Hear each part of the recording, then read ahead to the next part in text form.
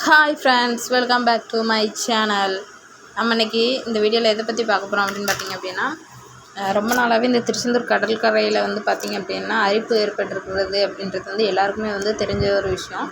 So அதில் நிறைய அதிகாரிகள்லாம் எல்லாருமே ரிசர்ச் பண்ணிட்டு தான் போயிட்டுருக்காங்க. ஓகே, ஸோ அதில் இப்போ ஒவ்வொரு நாளும் விசித்திரமான ஒரு விஷயம் நடந்துகிட்ருக்கு.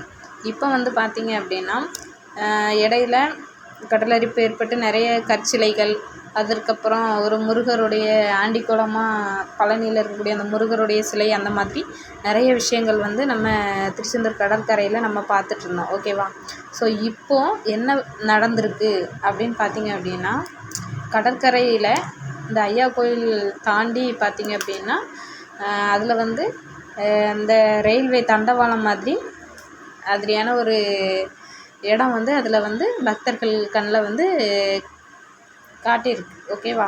ஸோ அது இதுக்கு முன்னாடி ஆங்கிலேயர்கள் இருக்கும் போச்சில், அதாவது நம்ம நாட்டில் ஆங்கிலேயர்கள் ஆண்டுட்டு இருக்க ஆங்கிலேயர்களுடைய ஆட்சி காலத்தில் பார்த்திங்க அப்படின்னா குலசேகரப்பட்டினத்தில் இந்த நிலக்கரி சுரங்கம் ஒன்று இருந்தது. ஓகே, ஸோ அதுபோக அங்கேருந்து அந்த நிலக்கரியை எடுத்துகிட்டு வர்றதுக்கு அவங்க ட்ரெயின் வசதி, ரயில்வே வசதி எல்லாமே அதில் இருந்தது. அது மட்டும் இல்லாமல் திருச்செந்தூர்லேருந்து திசையன்விளை வரைக்கும் ட்ரெயின் போயிட்டு இருந்தது